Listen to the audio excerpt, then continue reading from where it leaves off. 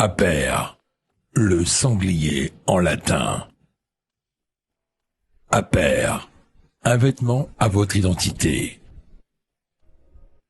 Avec Aper, sortez des marques woke.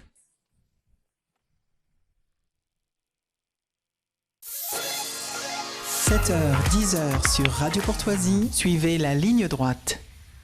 Et on retrouve donc Alexandre Boumy, qu'on remercie d'être avec nous ce matin. On en profite pour saluer Jean-Eudes Gana qui a une petite urgence, famille nombreuse. Il a dû emmener son dernier à l'hôpital. On leur souhaite tout le rétablissement possible.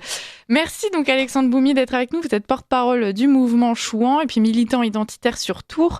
Et ce matin, si on a fait appel à vous, c'est parce que récemment, vous avez publié un tweet qui a fait polémique. Alors vous allez pouvoir revenir dessus, mais avant tout pour situer à nos auditeurs de quoi il s'agit. C'était une photo donc des éboueurs de Tours, si je ne m'abuse, qui souhaitaient des bonnes fêtes de fin d'année ou quelque chose comme ça donc aux riverains.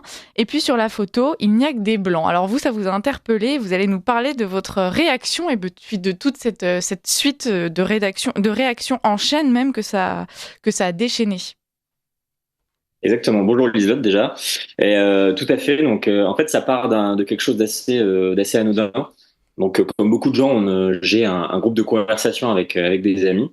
Et en fait, c'est un ami qui a reçu les éboueurs qui passaient chez lui, leur a donné, comme on fait souvent, une petite pièce en échange du calendrier, et a mis donc sur notre groupe de conversation cette photo avec cette fameuse phrase entre guillemets les migrants font les métiers que les Français ne veulent plus faire. Voilà. Et en fait, j'ai trouvé ça très évocateur, très révélateur, et de manière un peu automatique, j'ai mis j'ai mis son message et sa photo sur Twitter. Bon, pour la petite histoire, j'ai un compte Twitter qui a quelques centaines d'abonnés, donc rien de folichon. Vous êtes au début de votre mon essor. téléphone n'arrêtait pas de vibrer dans ma poche. Mon téléphone n'arrêtait pas de vibrer dans ma poche. Et en fait, c'était des notifications dans tous les sens, des repartages, etc., etc. Et en fait, ça a été posté samedi matin, je crois. Et là, donc, on est quasiment une semaine après. J'ai encore des notifications. Voilà. Alors, ce qui pour les gens avec beaucoup d'abonnés, c'est peut-être quelque chose de très normal. Moi, c'est un peu nouveau. Mais vous êtes passé sur CNews aussi. Christine Kelly a parlé de votre tweet.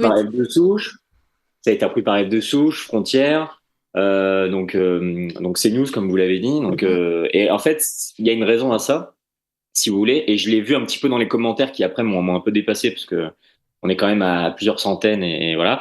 C'est en fait des gens qui étaient de Bretagne, qui étaient de Bourgogne, un peu de partout, des Français, qui me disaient mais moi c'est exactement la même chose. Et en fait ils m'ont envoyé des photos de calendriers de leur région ou de pubs d'éboueurs ou de métiers un petit peu physiques comme ça, en me disant mais c'est pareil, pareil pour moi, voilà. Et en fait tout allait un peu dans mon sens. Il y avait quelques gauchistes, des profs, des gens comme ça qui essayaient de contre-attaquer, si je puis dire. Et c'est là qu'à un moment donné, je vois une notif INSEE FR. Alors moi, je me dis, Twitter, X, c'est tellement un peu particulier qu'à tous les coups, il y en a un qui a pris comme pseudo INSEE. Et en fait, je vais sur le profil de INSEE, et c'est le vrai INSEE certifié avec les dizaines de milliers d'abonnés. Et je me dis, mais c'est quoi ce délire là? Il y a l'INSEE qui est venu dans mes... Sachant que c'était quand même très... Enfin, vous avez lu les tweets, j'imagine, de l'INSEE. C'est très... comment dire il se positionne, voilà. Ouais. C'est pas... c'est très engagé. C'est-à-dire qu'ils très viennent... engagé, merci, c'est ça que je voulais dire. Et en fait, je pense que même si c'est, si vous voulez, un organisme... c'est un organisme qui doit faire quand même preuve de neutralité. Et là, il n'y avait aucune neutralité, quoi. C'était vraiment... c'est ce que je disais quelques jours après quand je suis passé sur CNews. Merci à la stagiaire LFI de l'INSEE de m'avoir rendu famous, si je peux me permettre l'expression. Je pense qu'effectivement, il y a une politisation de cet organisme qui est en tout cas dans cette situation, qui est flagrante. Voilà. Ouais, ça montre le manque d'objectivité de ces grands instituts qui justement sont censés manier les chiffres mieux que personne. Et d'ailleurs, leur réponse c'était donner les chiffres de population immigrée qui travaillent en Île-de-France et sur Paris. Et ça démontre aussi une fois de plus la fracture entre la capitale et nos belles provinces.